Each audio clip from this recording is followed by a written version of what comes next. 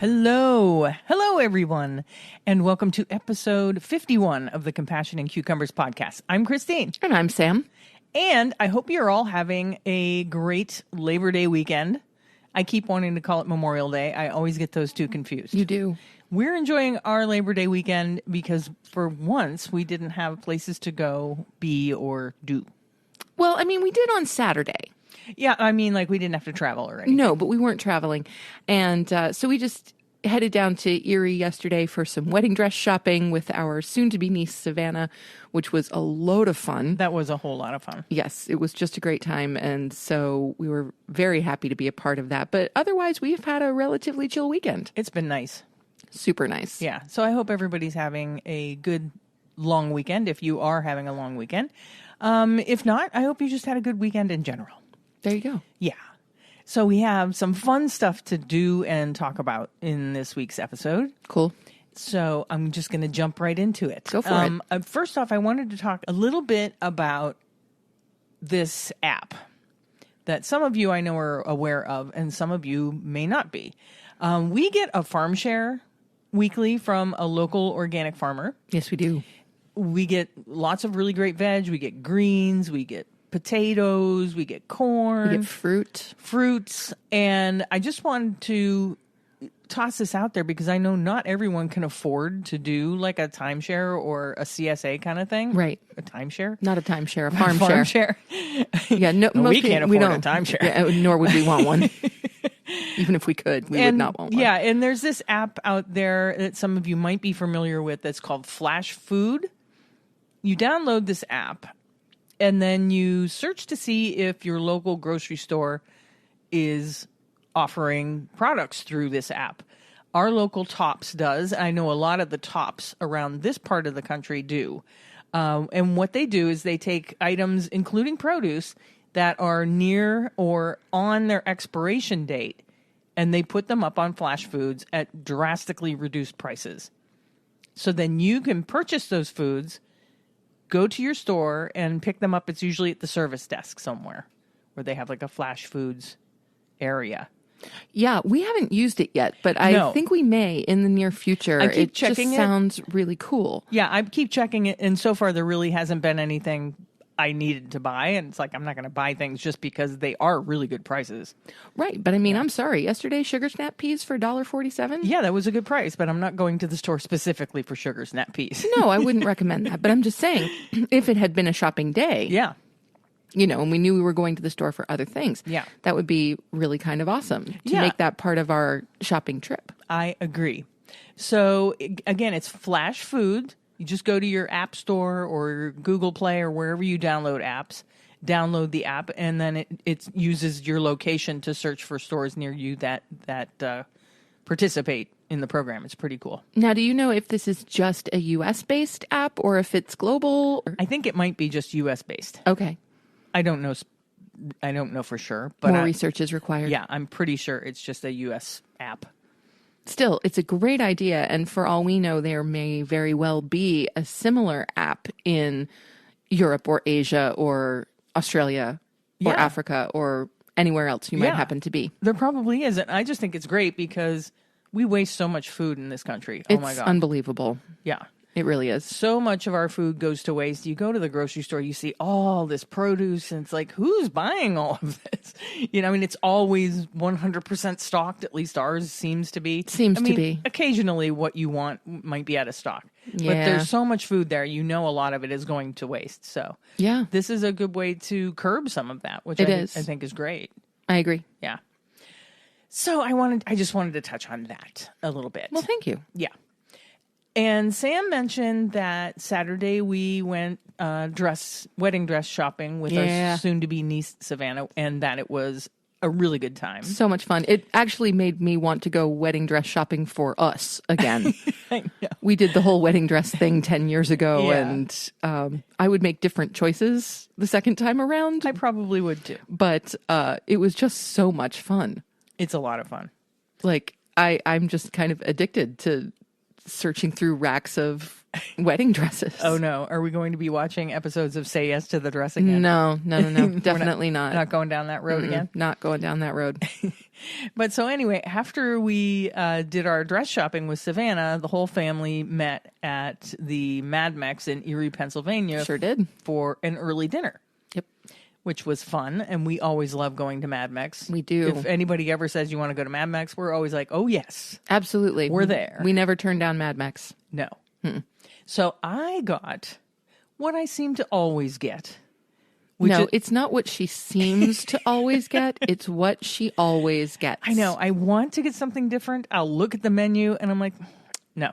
I'm getting the Herbivores tofu tacos. Now, the thing that's ironic about this is that several years ago, before we went vegan, we had a Friday night tradition where we would go to a local Mexican restaurant here in Dunkirk, New York.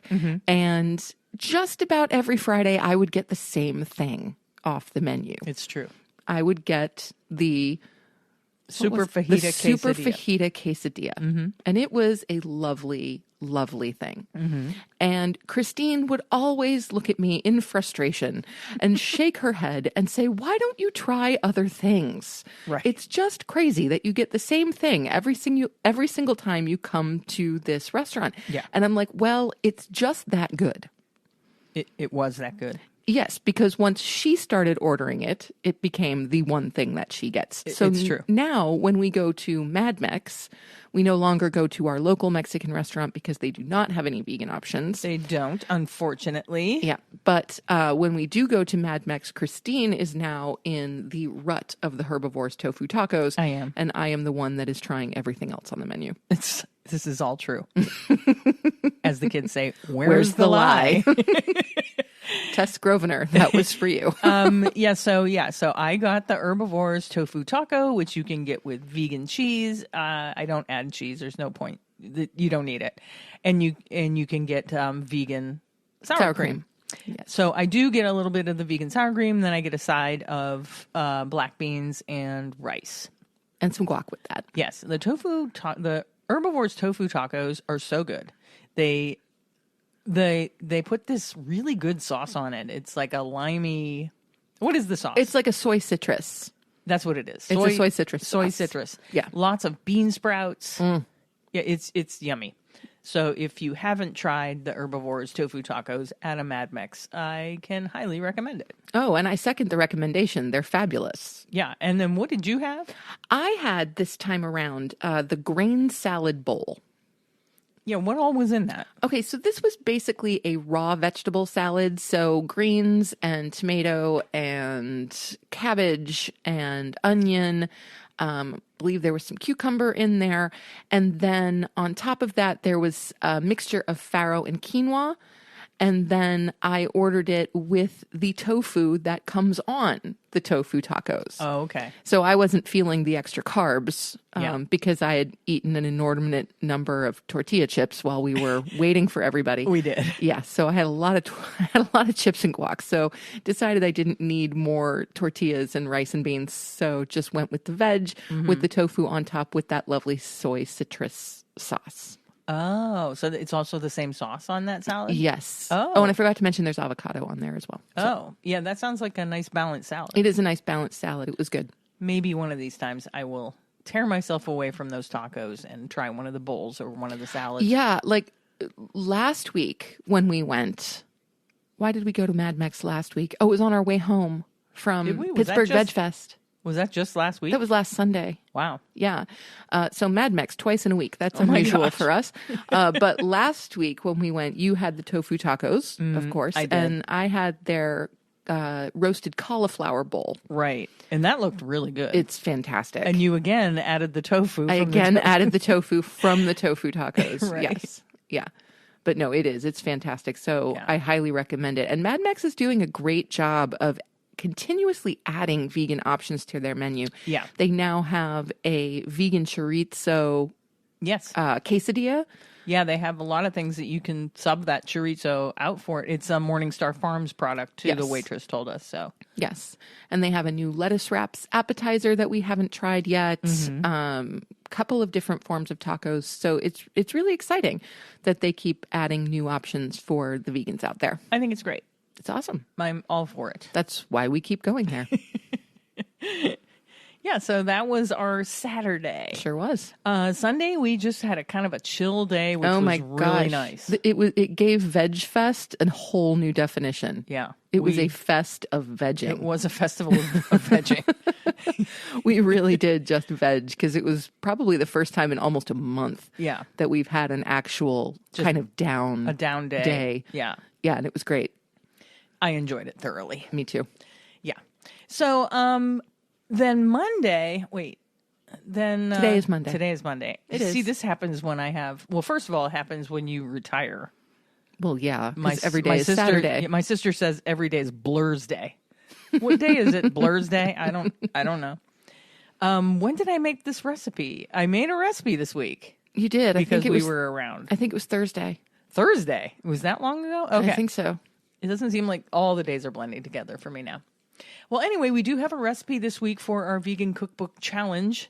So here is this week's Vegan Cookbook Challenge recipe of the week.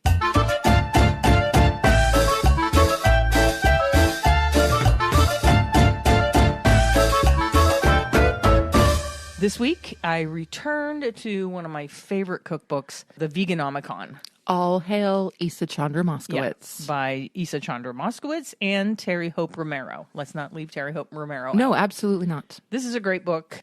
I think every vegan should have this book on their Absolutely. Shelf. It's a classic. Yeah. So much great stuff in there. Yeah, and the recipe that I made out of this book this week was the potato and kale enchiladas with roasted fresh chili sauce. Indeed. Yeah. And I looked at this recipe and I'm like, I can make this. I have a lot of what it is required for this recipe already on hand. I did need to go out and get some poblano chilies. Yeah. And a couple of other little ingredients that I didn't have. In the recipe, it says that this takes 1 hour. That is a lie. I can vouch for that. Yeah. Christine was working on this for far longer than an hour. That is a lie. I mean, I did the potatoes ahead of time. Right. Because, you just like parboil the potatoes. So I made those ahead of time and put them in the refrigerator because Dr. Greger. Because of Dr. Greger, yes.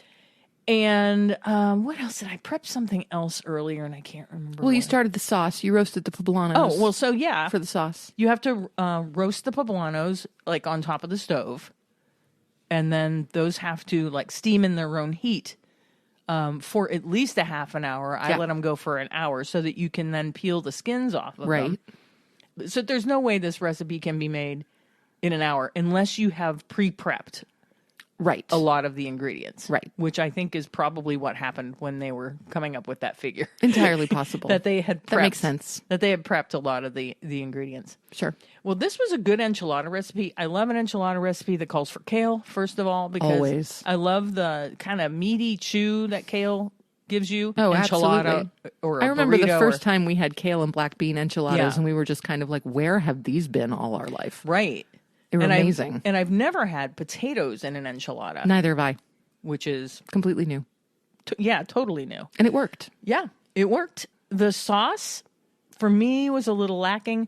But then again, I know poblanos are famous for, you don't know what you're getting. You don't know what heat level you're getting. These poblanos that I got had no heat whatsoever. They really didn't. Yeah. I always expect an enchilada to have a little bit of heat to it, you know, especially if you're using poblanos or adobo or anything like that. And it just wasn't there. Yeah, I mean, poblano peppers are known as a milder pepper. Sure. But sometimes they have at least a little heat. These had no heat whatsoever. And I think that kind of let the sauce down a little bit. It did, for sure. Yeah. So if I made this again, I guess maybe if I tasted it and there was no heat, I would add in maybe some chilies and adobo or something just to bump it up a little bit. Right. Because the recipe, I mean, the kale was beautiful. The potatoes were beautiful. You can't go wrong with an enchilada in general, but it was just a little bit lacking in flavor overall. And I do think that is because of the sauce. I think so too. That it was just a little underwhelming. Yeah. And so I found that the recipe was helped greatly by Christine adding guacamole to the top put of a little guacamole the on top. enchiladas. Okay. The enchiladas, the first night we had them, and then the second night we had them, which was yesterday. Right. We had them for dinner yesterday. We had the leftovers yesterday. She added some tofutti vegan sour cream, which also really just kind of bumped up both the moisture factor and the flavor. Yeah, that's another thing I would do with this sauce is I would probably double the sauce recipe. Yes. Because it really cooked in. It did. Okay. I don't know if it's the kale that just sucked it right but up. Let me tell you something that I didn't do that the recipe says. They said to save out some of the sauce. But because it didn't seem like there was enough, If I had saved some out, there wouldn't have been enough to completely coat the enchiladas in the pan. Interesting. So I would still make a little bit more of the sauce. Yeah. Maybe a half recipe more. That makes sense. So sounds like a good plan. Yeah. But they were delicious. They were. Yeah. I just think they were, for the amount of work they were, I mean, it wasn't like anything difficult. Just time consuming. Time consuming. That I was hoping that there would be a little bit more developed flavor there. Yeah. And there really wasn't. Not so much. But I enjoyed them. Yes, I did too. Yeah.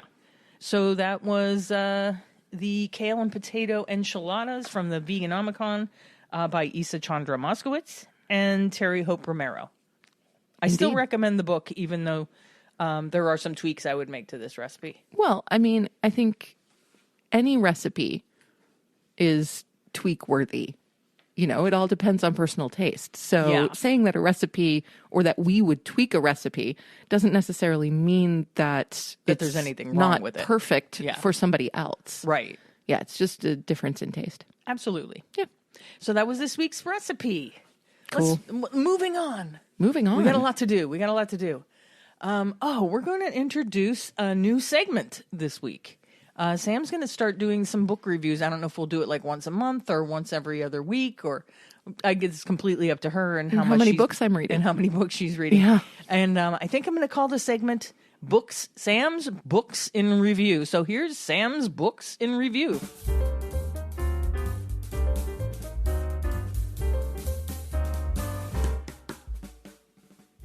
Okay, so we're kicking off Books in Review with Animal Factories. This is a book that was initially published in 1980 by Jim Mason and Peter Singer.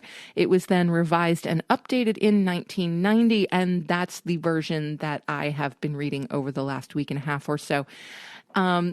This is an outstanding book, put very, very simply. It is incredibly straightforward, very to the point. And what it really does is talk about how the growth of agribusiness has decimated the family farm, the environment, and of course, the health of consumers. And so it's not really looking at things from a animal liberation standpoint necessarily. It's really coming at it from the business side of things and looking at how the capitalist model of American business is causing an incredible amount of destruction. Now, of course, it does not leave out the harm that is done to animals every year through the animal agriculture industry. Certainly not. It's just not exactly the focus of the book. And what really wows me the most about this, because you can imagine I'm reading a book that was put out in 1990. The stats and facts and figures and all of that are 30 years outdated. But what's incredible about that is that you can read it and know, wow, it's so much worse than it was 30 years ago. Right. These stats are now huge. You know, what seems minor, or what seemed big in 1990 is nothing compared to what we're seeing now. Right. In terms of pollution, in terms of illness, foodborne illness, in terms of pandemics, in terms of harm to animals, all of it. Right. You just so even know, though the stats in the book are dated, you would still say that this is a something people should read. Oh, absolutely. It's incredibly relevant. Yeah. Because reading it, I haven't been thinking, oh, wow, I really wish I knew what these statistics kind of were 30 years later. Right. I just go, I kind of know what these statistics are 30 years later. Right. And the fact that what was considered pretty hideous in 1990 was not only reduced, but has since multiplied by exponential amounts, Right. is kind of amazing and really very sobering. So this is definitely one that I would recommend. As with anything that Peter Singer puts out, it is exquisitely written, beautifully researched, and there are some really great images in there as well. So I highly recommend. So if you've never picked up Animal Factories by Jim Mason and Peter Singer, I definitely recommend that you do so. Yeah, and we can put a link to it in our show notes. We sure will. If you want to check that book out. There'll also be a link to this week's cookbook in our show notes. Yes. So. And we also will have a link to this book and many, many, many others on our resources page on our website. Yeah, okay. Well, thank you for that lovely review. Anytime. My pleasure. Yeah, the book again, Animal Factories by Jim Mason and Peter Singer. That would be it. Grab it if you're interested. Absolutely. Okay, now we're going to move on to some fun stuff. We're going to do a game this week. We haven't done a game in so long. We really haven't. It's because we've been veg-festing so much. I know. We haven't had time for a game. Yeah, so this week we're going to do a little vegan trivia quiz. Dun, dun, dun. This is a vegan trivia quiz from a website called the Totally Vegan Buzz. Now, this is a UK website. Yes. So some of the questions will be aimed towards UK information. Yes. Statistics and stuff like Right. that. But if you want to play along, it is a multiple choice. So while you're listening, make your best guess and we'll give you the answer and you can see how you did. Okay. So how are we doing this? You're asking the questions and I'm answering them? Yeah, or we can bounce back and forth with asking the questions. Okay. I think I'll ask the question. We'll both give what we think the answer is. Okay. I'll choose one of the two of our answers. Okay. To see if one of us is right. Okay. And then I will reveal the correct answer. Okay. Are we keeping score? I think it might keep score for us. Oh, really? Yeah. This is the Can You Score Full Marks in our Ultimate Vegan Trivia Quiz. Okay. So here's our vegan trivia quiz.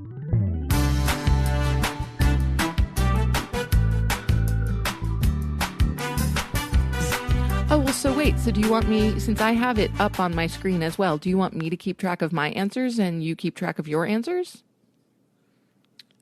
Yeah. So it's a little contest kind of thing? It is. All yeah. right. Click your answer. I will click my answers on your on my screen. On your screen. Okay. I'll click my answer on my screen. And we'll see what happens. And we'll reveal the correct answer once we do that. Sounds good. Okay, so question number 1. On what date is World Vegan Day celebrated? The choices are May 15th, November 1st, September 1st, or July 4th. I know that one. Okay, make your guess. It is November 1st. I was going to say September 1st. Don't tell me your answer before you click it. Oh, sorry. The correct answer is November 1st. Yes. 1 for Sam. Thank you. Thank you. Yes, it couldn't have been September 1st. It just passed. I didn't know the answer to that question. Oh. Yes, and the don't day tell after... me what you're going to answer because it might skew my answer. Okay. But no, it's the day after Halloween. Okay, well, now I know that. Yeah. So that's coming up. Mark your calendars. It is. November 1st is World Vegan Day. Celebrate accordingly. Indeed. Okay, question number 2. Okay. Question number 2 is, in what year was World Vegan Day established? And the options are 1944, 1975, 1994, or 2002. I chose 1994. I, too, chose 1994, which is correct. Yes. What does the little blurb say? Oh, It says, it may well surprise you that World Vegan Day isn't even 30 years old yet. It was first celebrated in 1994. I'm actually not surprised by that. No, I'm not either, really. Because starting in the 90s, we started coming up with a holiday for everything. So That's kind of true. right? Yeah. And now it's like every day is a holiday for it's National Cookie Day. It's National Hug Your Sister Day. It's National Talk Like a Pirate Day. Right. Yeah. I don't know what date that is, but I always look forward to it. Yes. It's in September. Is it? It's very close to my birthday. Yeah. It's coming up. It might be the day after my birthday. Question number 3. What percentage of people in the UK identify as vegan right now? Options are 0.7%, 3%, 7%, or 11%. I'm going 11. Oh, I'm not supposed to tell. Well, go ahead. 11%, which is incorrect. And I went with 7%. Which is correct. Which is correct. Yes. The correct answer is 7%. In spring of 2018, the vegan population of Britain hit 7%. And considering that was 2018, it very well may be 11% at this point. Yes, I have to. That was 4 years ago. I have to bear in mind that this quiz is a couple of years old. Yeah. So you may be very much correct. I hope so. I hope so too. I hope it's at least 11% Wouldn't that now. be great? Okay. Question number 4. You want to read question number 4? I will read question number 4. What percentage of British people aged 18 to 30 have tried veganism? I said 23%. I said, just because it was there, I said 56%. Well, you were correct. I was correct. So I'm just going to read the blurb. We got massive, right? If you're a regular reader of Totally Vegan Buzz, then you'll know that a colossal 56% of young people in the UK have professed to have given vegan a go. You can stop gawping now. I was gawping. Well, and that's pretty incredible. And I think that bodes very, very well for the future. Yeah, 56% have at least tried to go vegan. Right. And that the idea that veganism is a relatively young movement. Right. That I find that very hopeful. Okay. You want to read the next one? Question number 5. Sure. In what year was the term vegan coined? The options are 1886, 1924, 1944, or 1984. I actually know the answer to this question. I do too. And the correct answer is 1944. That is correct. It's quite amazing to think that while WW2 raged, a group of non-dairy vegetarians were busy pioneering their diet and lifestyle. While people have rejected animal products for centuries, it wasn't until 1944 that the term vegan was created and the lifestyle and the diet formally recognized. Yep. Question number 6. Your turn. Before the word vegan was settled on, there were other terms suggested to describe the lifestyle, but which word was not in the running? And your options are benivore, dairy ban, vegan, or herbigan. Okay. I actually knew the answer to this question also, and the correct answer is vegan. No, It's not. it's herbigan. Yeah. I thought I knew the answer to this question. Then I look back and I'm completely wrong. Yes, it's herbigan. So that's right. The words benivore, vegan, and dairy ban were all contenders to describe non-dairy vegetarians. We made the word herbigan up for this quiz. Oh, I forgot about the not part of this question. Mm-hmm. I forgot that which one was not. And I went for the one that I thought was. Oh, So I see. I wasn't following directions. I gotcha. Okay, so you were going with, you thought that V10 was. Because I had heard Right, the you've heard term that before. vegan. Sure, that makes sense. Yeah. Okay, you want to read question number 7? Yes, and this is one that we should both know. Who coined the term vegan and is credited with founding the diet and lifestyle? The options are Elsie Shrigley, Sylvester Graham, Donald Watson, and Louise Wallace. I'm torn on this one. I picked right. The correct answer is Donald Watson. Yes, Donald Watson is the guy who's credited with coining the term vegan in 1944. Elsie Shrigley was one of his compadres and also considered a pioneer of veganism, while Louise Wallace was the woman who founded World Vegan Day in 1994. Graham Sylvester was the founder of the American Vegetarian Society in 1847, and also the creator of the graham cracker.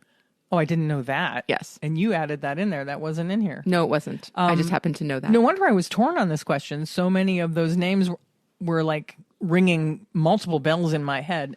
And I was torn between Sylvester Graham and Donald Watson. So. Oh, yeah. No, it was a really good grouping of names because they are all important in the history of veganism. Right. So that's pretty awesome. Yep. Okay. You want to read question number 8? Sure thing. According to estimates, how many gallons of water does a vegan meal save in comparison to a meat-based meal? The options are 120, 500, 1,200, or 2,500.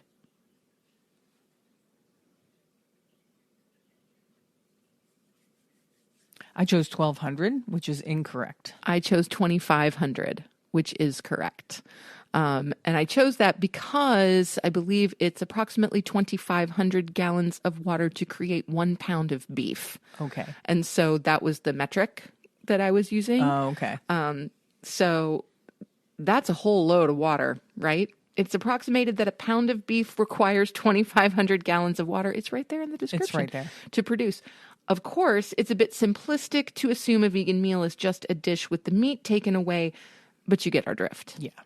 Yeah. So if meat is not part of your plate, you are saving a tremendous amount of water. Yeah. Okay, question number 9. This one's all yours. How many animal lives would a vegan who lived 80 years on a plant-based diet save? And your options are? Oh, I'm sorry. The options are... I forgot how the game is played. The options are 29,200, 2,200, 200, or 13,200. If you lived 80 years on a plant-based diet. I just went for the highest amount there. Me too. And we were correct. And that is correct. 29,200. Yes. If you need any more reasons to feel good about your lifestyle, vegans save an incredible 29,200 animal lives in their lifetime, according to www.thevegancalculator.com. That's and right. we can dispute this question. For sure. There's a lot of ways to dispute this question, but we're not going to get into that now because we're just playing a game. That's right. Okay, question 10. Is this me or you? This is me. Go. Which British celebrity chef famously said, "The future is about a plant-based diet"? Our options are Heston Blumenthal, Jamie Oliver, Gizzy Erskine, or Hugh Fearnley Whittingstall. I will be completely honest and say the only chef in this list that I've ever heard of is Jamie Oliver, and that's what I'm going to choose, even though I think it's incorrect. Well, you should choose Jamie Oliver because it is correct. It is correct. Yes. Don't you remember that series we watched with Jamie Oliver quite some time ago?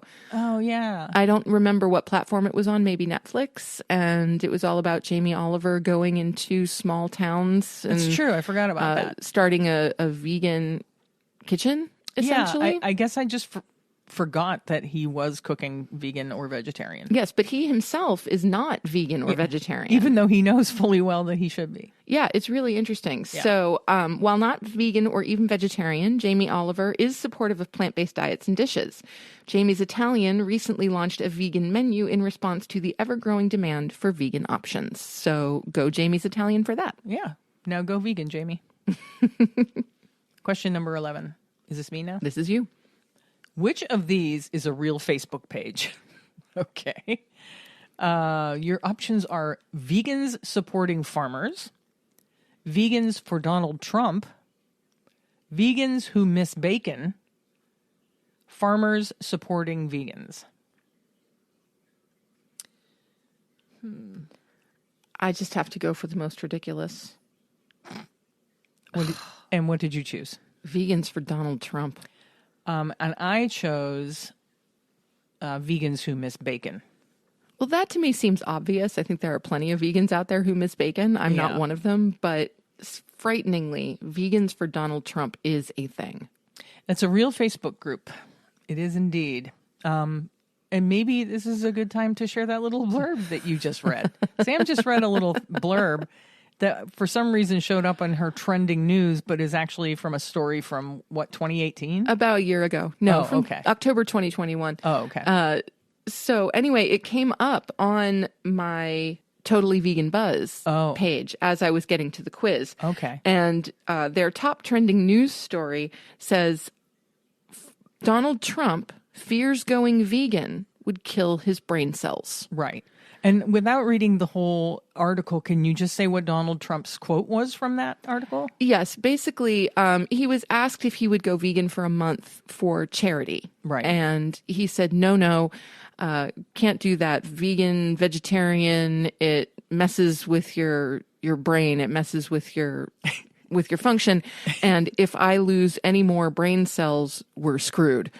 Right. There was a better word for that. He used an expletive. He did, but yeah. So we found that a little bit entertaining. And so just the fact that there is a question in here and that Vegans for Donald Trump is actually a thing. It's a real Facebook group. I'm amazed. I really am. Yeah, I'm kind of surprised by that too. And the Facebook page has more than 300 followers. More than 300. I mean, I know that's not a lot in the world of Facebook. No. Not at all. But still, there are 300 vegans out there who support Donald Trump. Well, good for them. I mean, okay, I guess. Do your thing. Maybe if they knew Donald Trump's stand on veganism, they would stop supporting him. It's possible. Okay, question 12. I think this is yours to read. It is. Which of these biscuits is not vegan? Now, remember, this is a UK site, so when we're talking biscuits, we're talking about cookies. And our cookie options are bourbon biscuits, hobnobs. If you've never had a hobnob, they're delicious. You must, unless you're vegan, of course, because... Well, don't give away the answer to the question. Oh, wait. Sorry. Custard creams. Okay. And Oreos. And the question again was, which of these biscuits is not vegan? Well, I think you kind of gave it away. No, I didn't. I was wrong. Oh, well, now I was going to go hobnobs, so I'm just going to click hobnobs. Okay, so yeah, that's wrong. Actually, custard creams and of course, custard creams. Yes, as soon as I saw custard creams, they have both the word custard and the word creams. Yeah, in there. As soon as I saw custard creams, I knew. I was like, "Ooh, that's the one. It's not the hobnobs." And it even says, "What does the little thing say at the bottom?" It says, this was a really easy question, or it should have been. Custard creams are, of course, not vegan, while the other three are. So I can go back to, if you've never had a hobnob, please do. Oh, when you go to the London, UK. Yeah, early next year. Pick up some hobnobs. I'll bring you back some hobnobs. I think you can get them at Wegmans, but they're not the same. You got to get them there. Yeah. No, they're not the same. No, the ones you get here are just, no. You have to get them in the UK. You really do. They're the same product, but I think it's just because of travel and stuff. They don't taste as good. Yeah, I'll bring you some home in January. Cool. Question number 13. What does it mean to be an ethical vegan? And your options are only eat grains that have been harvested humanely, donate to more than 5 charities each month, reject all animal products in clothes, homewares, and beauty products, use minimal heat to cook food, never higher than gas mark 4. I think we all know the answer to this question. I think we do. The correct answer is reject all animal products in clothes, homewares, and beauty products. Yes. Correct. This should have been obvious, or did you really fall for the line about gas mark 4? Well, what I thought was really entertaining was the humane harvesting of grains. Yeah. I thought that was cute. Yeah. Yeah, I like that. Okay, question number 14. Which of the following musicians is not vegan? Ooh. And our options are Sia. Okay. Taylor Swift, Ariana Grande, and Moby. I actually know the answer to this. Are not vegan. Are not vegan. Oh, I got it wrong. Who'd you pick? I picked Ariana Grande. No, she's actually a very vocal vegan. Oh, is she? Yeah. I guess I don't follow that kind of news. Yeah, so. No, it's Taylor Swift. Taylor Swift is Come not on, vegan. Taylor. I know, and I wish she was, because Taylor Swift is a hero of Lucy's. Yeah. And so I wish Taylor was vegan, but she is not. Yeah. So what does it say? Oh, it's on my end. It says wrong. Well, on my end, it says Sia, Ariana Grande, and Moby are all proud vegans. Taylor Swift, to the best of our knowledge, is not. Come on, Taylor. You can do better. Okay, then. Question number 15. The brine from which food can be used to mimic egg whites in vegan cooking? And of course, on the quiz, they have a lovely, lovely picture of a meringue. They do. It is of a meringue. So if you were taking this quiz at home, you would have that hint. Yes. Your options are olives, sweet corn, capers, or chickpeas. The correct answer is chickpeas. Sure is. Good old aquafaba. Question number 16. Yes. Okay. So question 16. Which vitamin do meat eaters often claim vegans must be deficient in?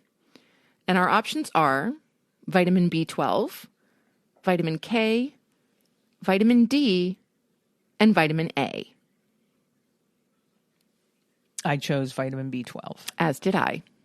Says that B12 is readily available in meat and animal products, but not so commonly available elsewhere.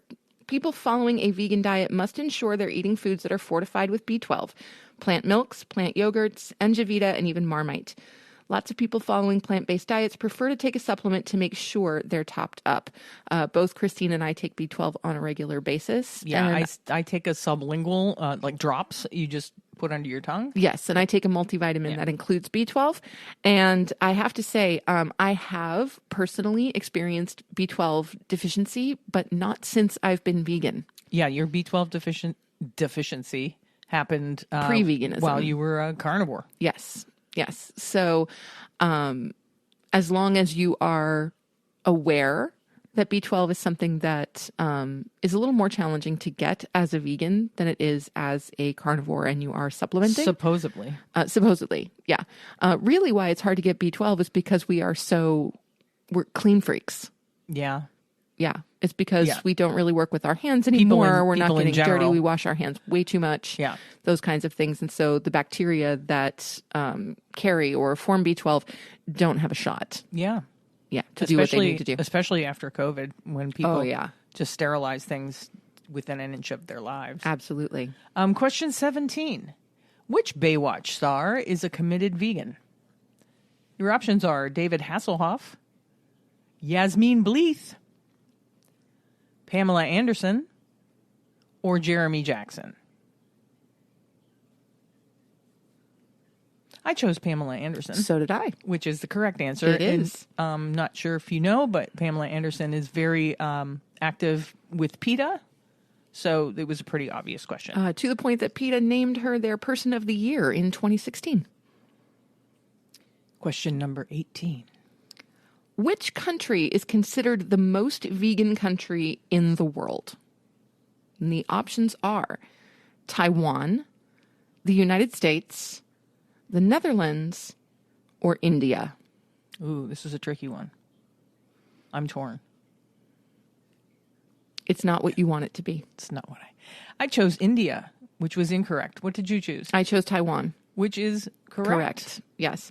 I didn't go with India because despite the fact that many Hindus and Jains do not eat meat, they are largely vegetarian, and actually Jains are predominantly vegan, there is a lot of dairy in in Indian cooking. There's a lot of milk, there's a lot of ghee. And so, of course, paneer.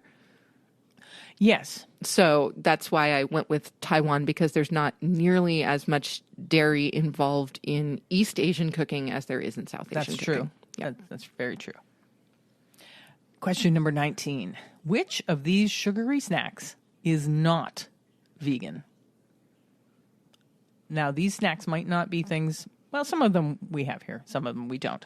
Your options are Love Hearts, which I think they mean like the conversation hearts. I think so. Marshmallows, Jelly Tots, Polo Mints.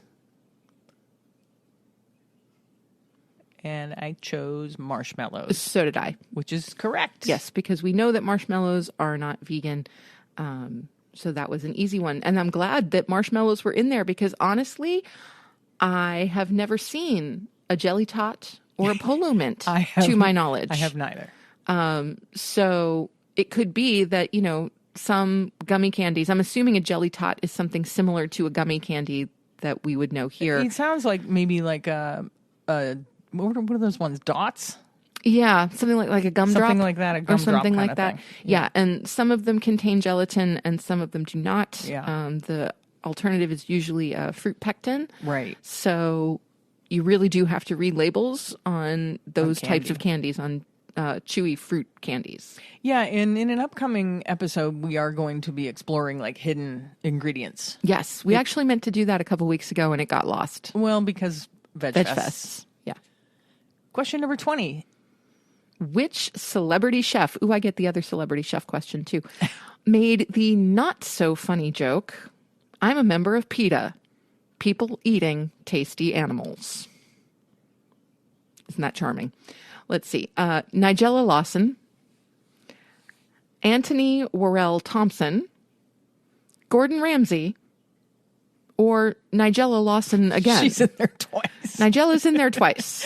Now, I really don't think that is something Nigella would say. No. I don't believe that Nigella is vegan. I still don't think she would make that kind of arrogant and obnoxious comment. So I'm going straight to Gordon Ramsay. So did I. And that is, of course, correct. You must have got this one right because who else but sweary, cantankerous Gordon Ramsay would drop a line like this? Ramsay threw out this vegan bashing joke on Twitter at the beginning of February 2018, only to announce that he was going to give the vegan thing a try 2 months later. And interestingly, if you've been looking at plant-based news at all, I've definitely seen some stuff coming through about Gordon Ramsay trying vegan-specific dishes Yes. and working to create vegan-specific meat substitutes. And so I think this is really hysterical, actually. Right. He likes to just come off as a jerk. That's just his, I his guess image. so. Yeah. Question number 21. Released in 2005, Earthlings is a sobering documentary featuring graphic scenes of factory farming and animal slaughter. But who narrated it? And the options are? The options are Moby, Leonardo DiCaprio, Tobey Maguire, or Joaquin Phoenix. I know that one.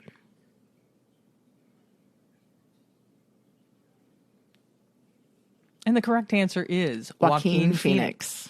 Yes. Which is what I chose. Dedicated vegan and animal rights activist Joaquin Phoenix was indeed the voice behind Earthlings. Music's most famous vegan, Moby, was responsible for the film's soundtrack. Leonardo DiCaprio was the executive producer of Cowspiracy, another pro-vegan documentary. Spider-Man star Tobey Maguire has yet to flex his herbivorous muscles for a vegan docu, but the animal-loving vegan has gifted the world with his interpretation of everyone's favorite humanoid arachnid. That's kind of great. That is kind of great. Question 22. On average, studies have shown that vegans live how many years longer than meat eaters? The options are 10, 6, 3, or trick question, they don't live any longer than meat eaters.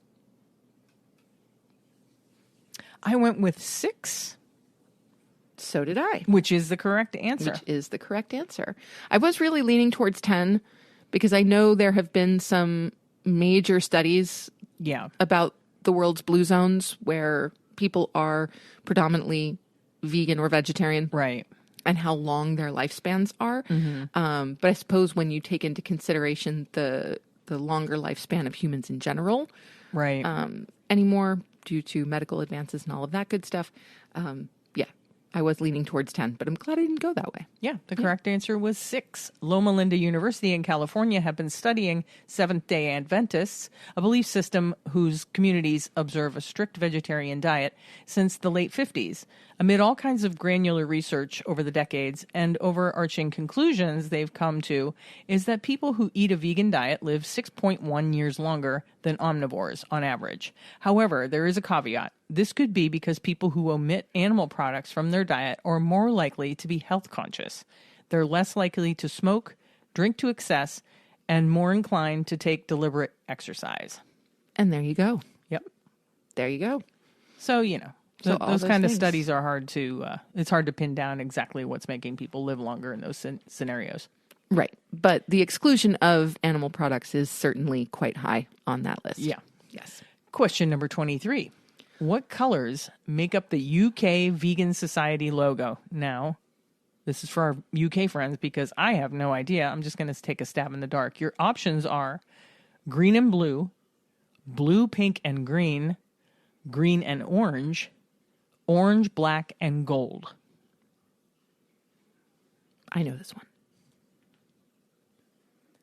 I chose green and blue, which was incorrect.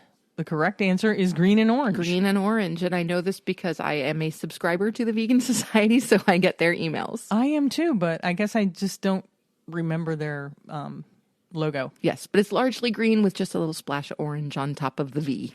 I see that now. Yes. I was terribly wrong.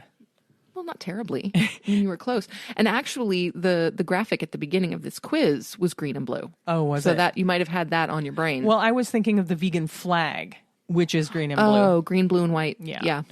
All right, question 24 is yours. It is. Which of these Hollywood stars is vegan? Scarlett Johansson, Kate Winslet, Natalie Portman, or Zooey Deschanel? I went with Natalie Portman, which I is did too. the correct answer. Indeed. And it says, woohoo! Black Swan star Natalie Portman is indeed the A-lister vegan from this gal's name checked above. From the gal's name checked above, sorry.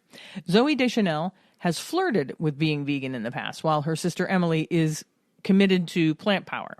Scarlett Johansson claims to switch her diet to plant-based in preparation for big roles, while Kate Winslet remains omni, as far as we know. Which is interesting, given that Kate Winslet was the narrative voice of Eating Our Way to Extinction. She was. Yes. So I had it in my head that Kate Winslet actually probably would have been my second one, my second guess on this list. I knew Natalie Portman was vegan, so Yeah. I assumed then that Kate Winslet couldn't be because there's only one who is, according to the question. Right. But given that she did narrate this wonderful vegan film, you would think that You would she think that she tended was. in that direction, but Yeah. apparently not. Apparently not. Question number 25. Which city is known as the world's vegan capital? And your options are Amsterdam, Tel Aviv, Delhi, or London.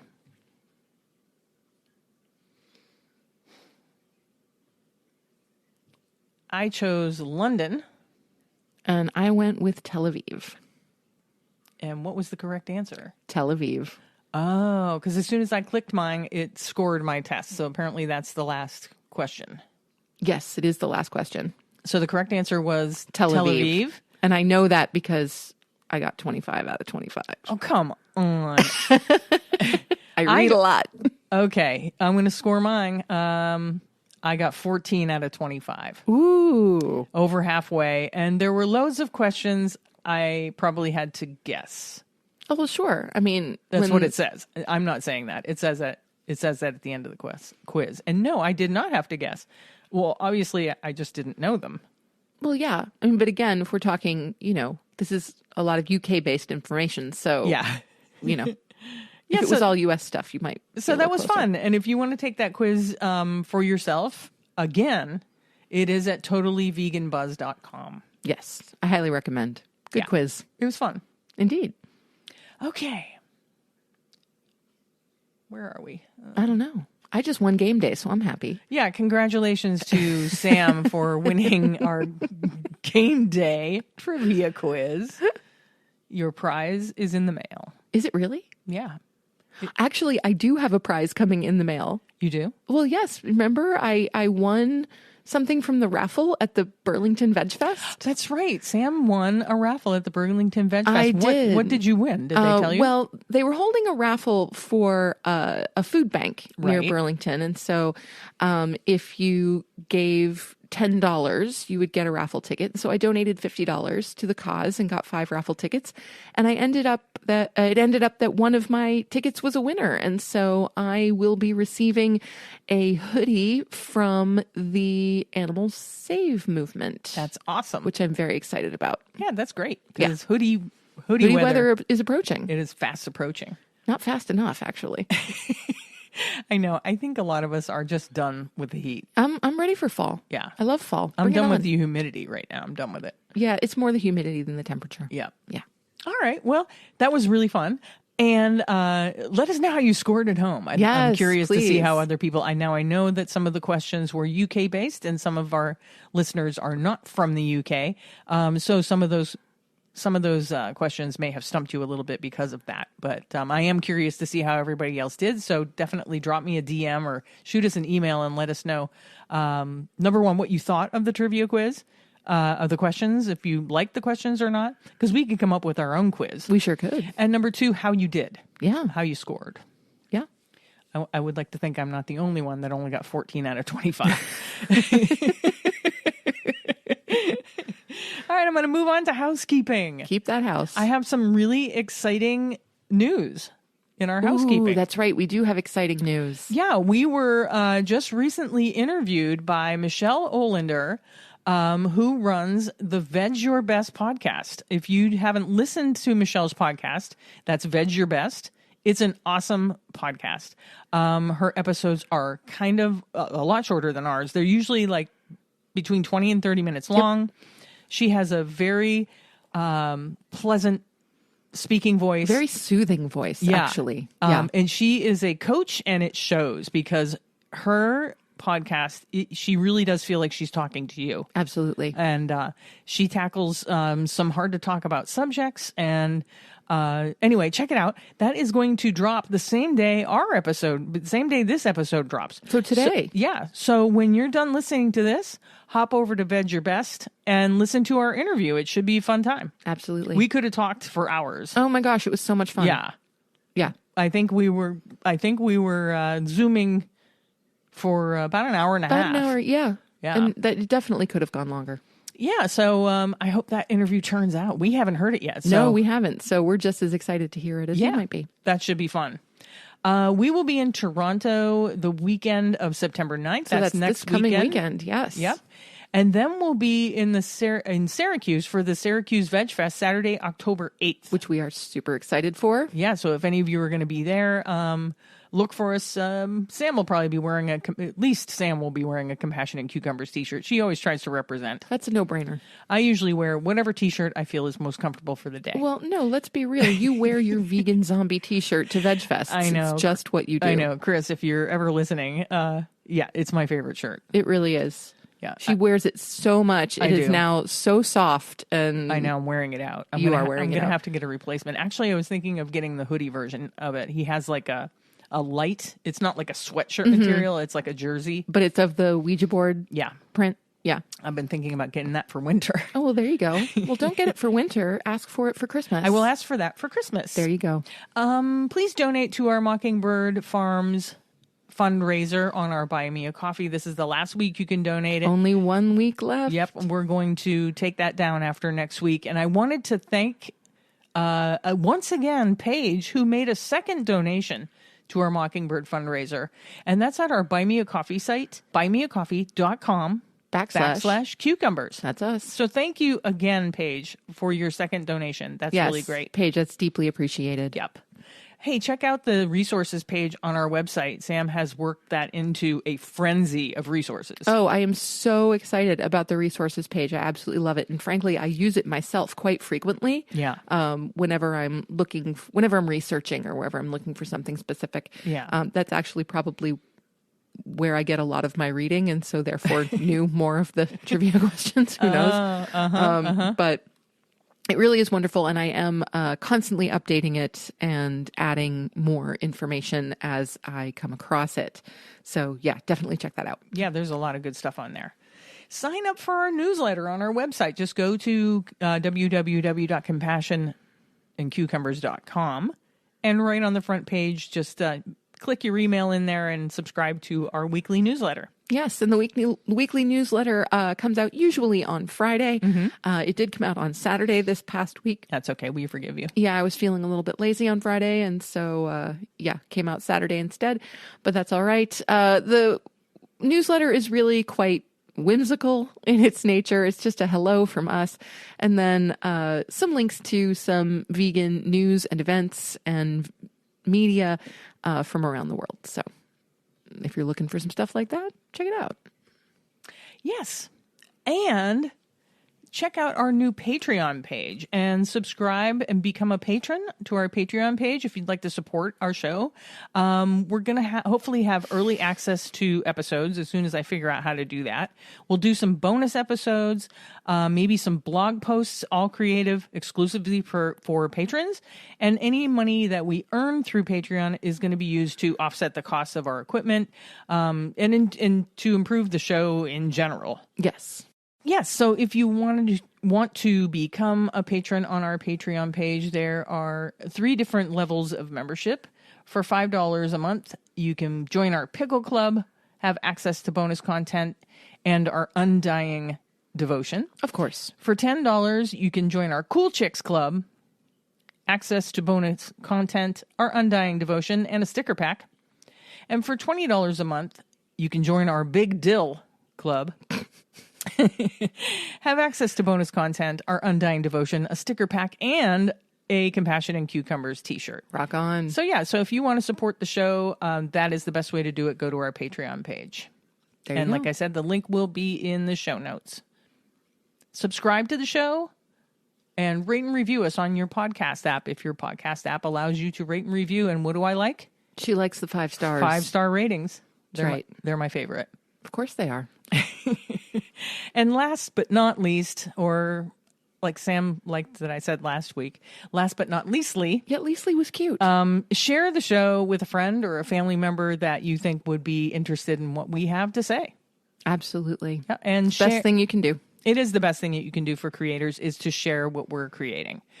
Share our social media posts with people you think might be interested. Share the website, share the podcast. Just share everything. Yep. Share a cookie. You should always share your cookies. That goes without saying. So I guess that's it. We're going to wrap this up. It's episode 51 comes to a close. Thank you so much for listening, and I hope you all have a fantastic week. Thanks, everyone. We'll see you next week. Bye-bye.